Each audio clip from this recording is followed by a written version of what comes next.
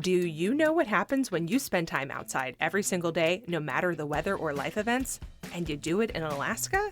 That's what I'm working to find out. I'm Amy Bouchatz, and this is my weekly outdoor diary where I tell you what I've been seeing and learning through my own daily outdoor habit tackling the Humans Outside 365 challenge. Sometimes it's awesome. Sometimes it's hilarious and full of fails. But it's always my real life. Let's go.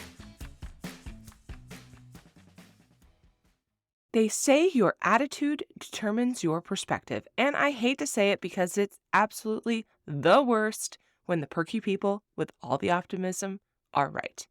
But they are right. It does. And when it comes to going outside, I know it does because I've tested it quite extensively. Winter is a trying time in the attitude department.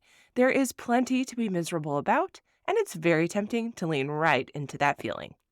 If you are someone who has no outdoor habit and does not go outside in bad weather, your attitude can lead you into grumpily huddling in your house, deeply annoyed by what's happening outside your window.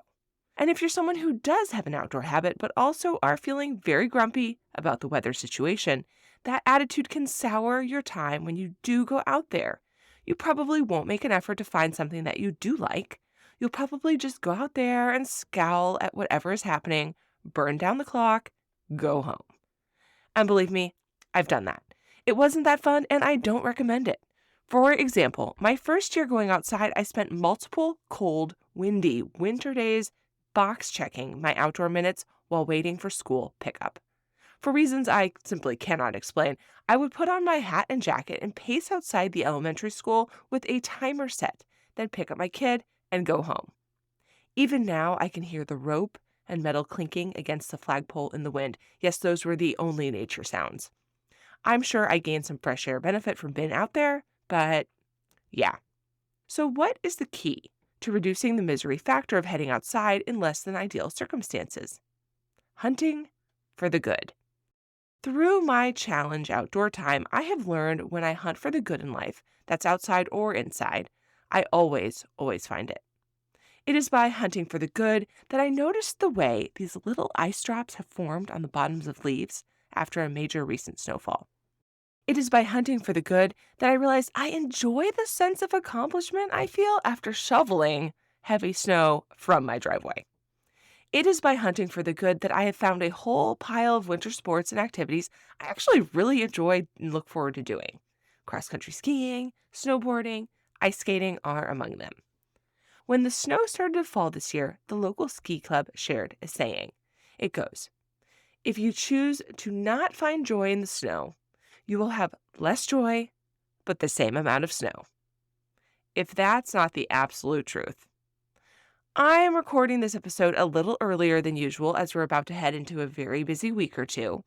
In the weather forecast for tomorrow is what they have called a blizzard, but seems to be mostly just a windstorm that is going to blow around snow that's already on the ground. It's supposed to hit its worst about the time we usually go to the weekly outdoor community run. Am I going to go for a run in the windstorm? Well, that's very much to be decided. And really, it depends on exactly what is blowing around out there because I don't need to get hit by a flying 2x4. But if it's safe enough to go, I'll go. And that's because hunting for the good has taught me that braving 30 minutes in some very frosty wind that can include free whole body sandblasting is actually pretty fun if you do it with other people.